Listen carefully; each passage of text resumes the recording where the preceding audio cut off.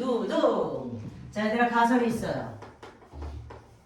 가설이 뭡니까? 1. 진짜다. 2. 가짜다. 그래, 3번까지 줄게. 모르는다. 모르는다. 그래서 가설을 뭐라 그래요? 점, 정, 저, 인, 해, 답이라고 얘기를 합니다. 그래서 가설은 이대로 실제로 진짜인지 가짜인지 맞는지 틀리는지 아는 거야? 모르는 거야? 모르는 거예요. 그래서 이 가설을 설정을 안 해. 이걸 뭐라 그래요? 귀납적 탐구 방법이라고 그래요. 가설을 설정을 해. 이걸 뭐라 그래? 연역적 탐구 방법이라고 얘기하는 거예요. 그래서 귀납적 탐구 방법은 가설 설정의 단계가 없어요. 그래서 어떻게 하느냐? 관찰을 해. 그래서 관찰의 결과를 어떻게 합니까? 종합해요. 그래서 뭘 내리는 거야? 결론을 내리는 게 바로 귀납적인 탐구 방법이에요. 그래서 귀납적인 탐구 방법의 순서는 얘들아, 제일 처음엔 역시 뭐야? 관찰이야. 자연현상을 관찰해. 관찰하다 보면 궁금한 게 있을 거 아니에요. 그쵸? 이 관찰의 주제를 설정을 해. 그런 다음에 가설을 설정하는 게 아니라 이 주제를 어떻게 관찰할 건지 관찰의 방법을 고안해요. 필드에 가서 호랑이를 연구한단 말이야. 생각해봐. 호랑이가 내가 연구자로서 온 걸 알아 몰라? 몰라. 쟤는 연구자로 왔으니까 내가 잡아먹지 말아야지 이런 거 없다고. 그쵸? 그래서 나도 안전하고 관찰 대상도 안전하게끔 어떻게 되는 거야? 관찰 방법을 고안해야 돼요. 그리고 관찰하는 거지. 관찰을 해서 결과를 종합해서 결론을 내리는 거야. 자, 그럼 얘들아, 귀납적 탐구 방법의 가장 대표적인 거 뭐 있어? 달빈의 진화설이요. 자연선택설은 귀납적 탐구 방법이에요. 갈라파고스 군도를 직접 누가 갔어요? 달빈이 가서 핀치새를 보고서 저렇게 부리가 다르지? 그걸 하나하나 연구를 해가지고 어떻게 되는 거야? 아, 생명체는 이렇게 진화를 했겠구나 라고 결론을 내린 거야. 제인구달 되게 유명하죠? 이게 시험에 나와서 얘기하는 거야. 얘들아, 이 귀납적 탐구 방법의 가장 대표적인 게 세포설이야. 세포설이 뭔데? 모든 생명체는 뭐로 되어 있다? 세포로 되어 있다. 그럼 어떻게 알아? 이거를. 자, 만원경이 발명이 됐지. 렌즈 두 개에 어떻게 되는가? 가죽을 갖다 씌웠단 말이야. 그거는 어떻게 되는가? 자그마한 걸 크게 볼 수 있는 현미경도 되는 거란 말이야. 이거 발견된 이후로 얘들아, 수많은 사람들이 다 들여다봤어. 그때부터. 그래서 심하게는 어떤 새끼도 있었는지 알아? 자기 정액을 들여다보고 정자에 조그만 내가 들어있는 걸 이렇게까지 기록을 남긴 새끼도 있었어요. 그래서 수많은 아카이브가 쌓여가지고 그 결과 생명체는 뭐로 구성이 되어 있다? 세포로 구성이 되어 있다는 어떻게 되는 거예요? 결론이 내린 거예요. 그래서 이게 바로 뭐예요? 귀납적인 탐구 방법이에요. 오케이? DNA 구조 연구도 얘들아 진압적인 탐구 방법으로 해결된 거예요. 되십니까? 자, 그럼 연역적인 탐구 방법은 그게 아니란 말이야. 뭘 설정해? 가설을 설정한다고. 왜? 관찰하잖아? 그럼 어떤 일이 생기느냐면 저 새끼는 왜 저러지? 라는 뭐가 생겨요? 문제인식이 생겨요. 의문이 생긴단 말이야. 왜 저 새끼는 저럴까? 라는 문제가 생길까? 의문이 생겨. 그럼 사람은 어떻게 하는 줄 알아? 이래서 그럴 거야 라는 뭘 만들어요? 가설을 설정해요. 근데 얘들아, 이 가설이 무슨 답이라고? 모르는 답이란 말이야. 그러니까 이걸 갖다 어떻게 돼야 되는 거야? 맞는지 틀리는지 확인을 해야 되겠죠. 그게 바로 뭐예요? 탐구, 설계 및 수행인 거지. 이게 지금 학문적인 어떤 단계니까 저렇게 유식한 말을 쓰는 거지. 니네들은 그냥 뭘로 이해하면 돼요? 실험을 한다. 근데 실험을 그냥 해? 막 들이대? 그렇게 하는 게 아니라 실험을 계획하고요. 실험을 수행을 하겠죠. 그래서 실제로 얘들아 연역적인 탐구 방법은 가설을 갖다가 어떻게 하는? 검증하는 단계, 가설의 타당성을 검증한다라고 얘기해요. 이 단계를 실험을 둬서 하는 거야. 그래서 실험을 했더니 가설이 맞았어. 그럼 어떻게 돼? 이 실험 결과 해석해. 결과를 해석해서 일반화를 시켜서 결론을 도출해가지고 어떻게 되는 거야? 결론 도출해서 일반화시켜서 원리나 법칙으로 만드는 게 연역적인 탐구 방법이에요. 그래서 대표적인 건 너네 배웠을걸? 에이크만의 각기병, 닭의 각기병 실험. 그리고 누구예요? 저기 누구지 그 사람? 프랑스의 국민과학자 파스테르. 파스테르의 탄저병 백신 실험 들어봤을 거예요. 그쵸? 뭐 플레임의 페니실린 발견 실험. 이것들은 다 뭐예요? 연역적 탐구 방법에 굉장히 유명한 것들이에요. 돼요? 그래서 얘들아 귀납적 탐구 방법이 좋다, 연역적 탐구 방법이 좋다 이거 아니야. 상황에 따라서 쓰는 거야. 실제로 이 귀납적 탐구 방법은 여지껏 니네들이 어떻게 되는 거야? 알고 있는 과학적인 지시를 갖다가 쌓는 데 있어서 상당히 중요한 역할을 했어요. 근데 지금 우리가 과학이 굉장히 수준이 높아졌어. 그래서 필드에서도 연구를 하지만 실험실에서도 충분히 연구할 수 있게끔 연역적 탐구 방법도 많이 쓰는 거예요. 야, 생각해봐. 포유류의 일종이에요. 유인원류라고 하지. 보노보노라고 보로네시아 섬의 밀림에서 사는 원숭이 같은 애가 있어요. 얘의 생태를 연구하고 싶어. 실험실에서 돼? 그게 어떻게 돼? 거기로 가야지. 가가지고 이렇게 봐야지 어떻게 해결이 되는 거지. 그 관찰자가 얘기하는데 가서 봤는데 하루에 한 번 보면 오늘은 정말 보람찬 하루였다 이렇게 된대더라. 한 번 더 얼굴을 못 볼 수도 있대요. 이렇게 필드에서 필요한 연구가 있는 거예요. 그러나 실험실에서 필요한 연구가 있는 거고, 그래서 실험실에서 쓰는 건 연역적인 탐구 방법인데 시험 문제 내기는 뭐가 좋겠니 얘들아? 연역적인 탐구 방법이 좋아서 이걸 많이 내는 것일 뿐이야. 그리고 연역적인 탐구 방법은 자 실험을 통해서 가설이 맞는지 틀리는지 보기 때문에 실험을 할 때 그냥 하는 게 아니야. 탐구 설계 및 수행을 할 때 좀 주의할 점이 있습니다. 그걸 여러분들이 잘 정리하셔야 돼요. 첫 번째 뭘 해야 되느냐면 변이 통제를 잘해야 돼.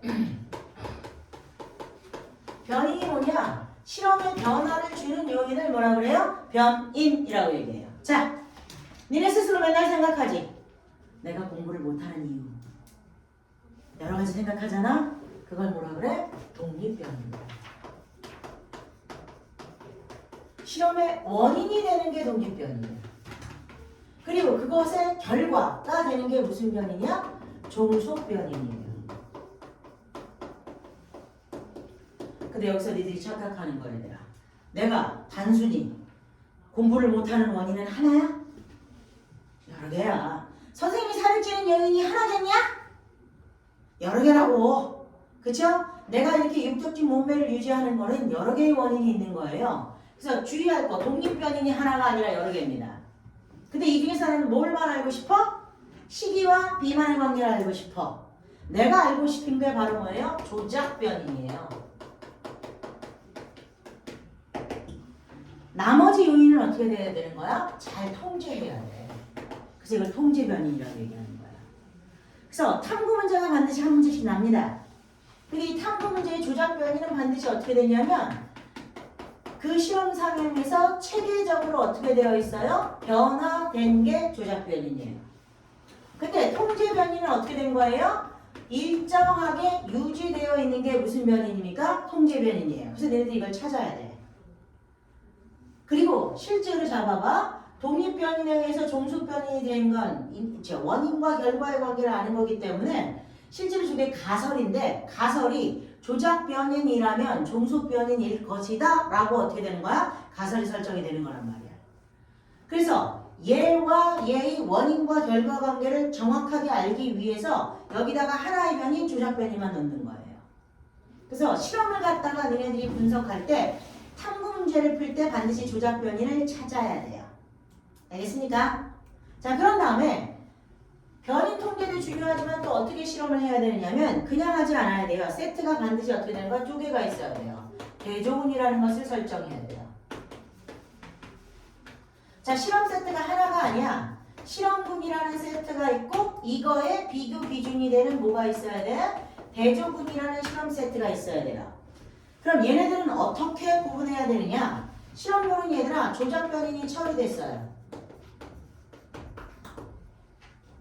근데 대조보는 얘들아 비교의 뭐가 되는 거야? 기준이 되는 애예요.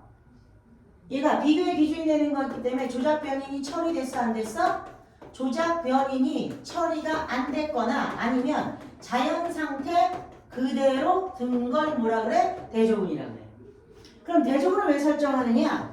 대조군을 설정해야지만 뭐가 정확히 나와요? 원인과 결과가 정확히 나오게 됩니다. 이걸 얘들아 파스테르의 탄저병 백신 실험을 통해서 알 수 있어요. 자, 탄저병이 뭐냐면 양의 전염병이에요. 근데 이 탄저병이 돌잖아? 그럼 양들이 몰살을 해. 그럼 농사가 망치는 거야. 그래서 프랑스에 어떻게 되는 거야? 국민과학자야 파스테르는 구국의 영웅이에요. 졸라 유명한 사람이에요. 이 사람이 나서서 여러분 내가 탄저병을 해결해 드리겠습니다. 그리고 백신을 발견해서 탄저병을 해결했어요. 어떻게 했느냐? 자, 양이 있어. 20마리를 가져다가 A랑 B로 나눠서 25마리로 나눴어. 그리고 어떻게 했어? 여기다 탄저병을 줬어. 얘한테는 백신을 줬어. 얘한테 탄저병을 줬어. 얘한테 백신을 안 줬어. 그랬더니 이 25마리는 살았네? 근데 이 25마리는 다 죽었어. 탄저병은 얘들아 양이 죽는 질병이니까. 그럼 여기에서 얘들아 이 A가 무슨 군이야? 실험군. 이 B는 무슨 군이에요? 대조군이에요. 실험할 때 얘들아 이 B가 어떻게 되는 거 없잖아? 그럼 어떻게 되느냐? 이상한 결과가 생겨요. 자, 얘가 살았어 이 양이. 왜? 아, 백신을 줘서 살 수도 있어. 백신을 맞아서 살 수도 있어. 그것도 맞아. 근데 이렇게 얘기도 할 말이 없어. 이 양을 기르는 목보가 신의 손이야. 절대로 양을 죽여 안 죽여? 안 죽여. 그래서 안 죽은 거야. 이렇게 웃기는 사람이 있으면 반박할 수 있어 없어? 반박 안 돼요 이거. 그래서 얘가 산 이유가 단순히 백신이라면 어떻게 되는 거야? 인과관계가 연결될 수 있어 없어? 없기 때문에 그래요. 자, 얘가 산 이유가 100가지라도 될 수 있어. 이 양이 탄저병으로 시름시름 앓았는데 밖에 나가보니까 반짝반짝 빛나는 그런 예쁜 풀이 있어서 먹었어. 근데 걔가 신비의 명약인 거야. 그래서 살 수 있다고 해도 할 말 있어 없어? 없는 거예요. 그래서 누구를 설정해? 대조군을 설정하는 거야. 그럼 대조군을 설정하면 어떻게 되는 거예요? 왜 얘는 죽었어? 왜 얘는 살았어? 둘 다 똑같이 탄저병을 균을 맞았는데 얘는 백신을 줘서 살았고 아 얘는 백신을 안 줘서 죽었구나. 즉 이 양이 산 이유는 뭐다? 백신 때문에 산 거다라는 원인과 결과, 조작변인과 종속변인의 명확한 인과관계를 설명해 줄 수 있기 때문에 대조군을 설정해야 되는 거예요. 되세요? 그래서 실험 세트가 이렇게 돼야지 완벽하게 우리가 실험을 해석할 수가 있는 거야. 그래서 해석했어. 그랬더니 어떻게 되는 거야? 결과를 해석했더니 가설이 맞아.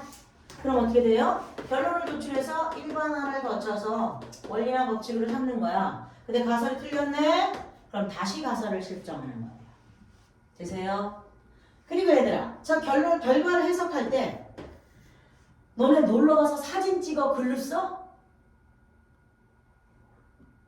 사진 찍지. 왜?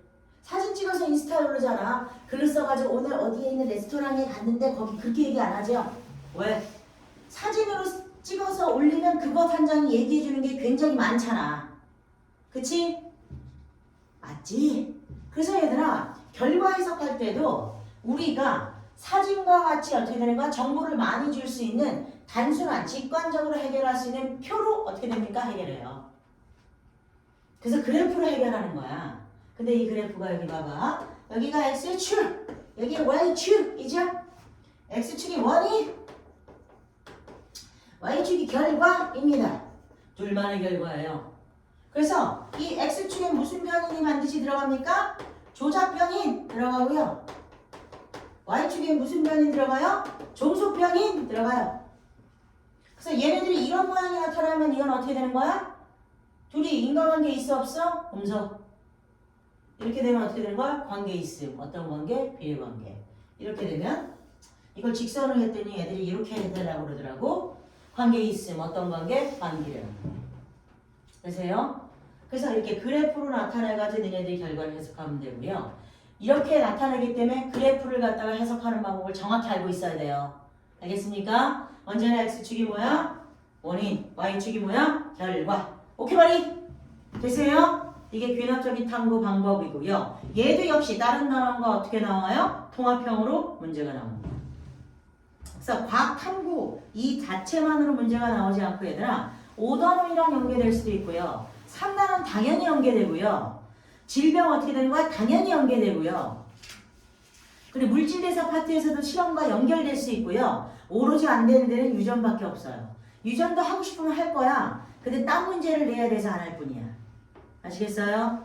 그래서 이 단원들은 다 쉬운 문제가 나오지만 반드시 여러분들은 어떻게 돼야 되는 거야? 맞춰야 되는 부분입니다. 알겠습니까? 되세요?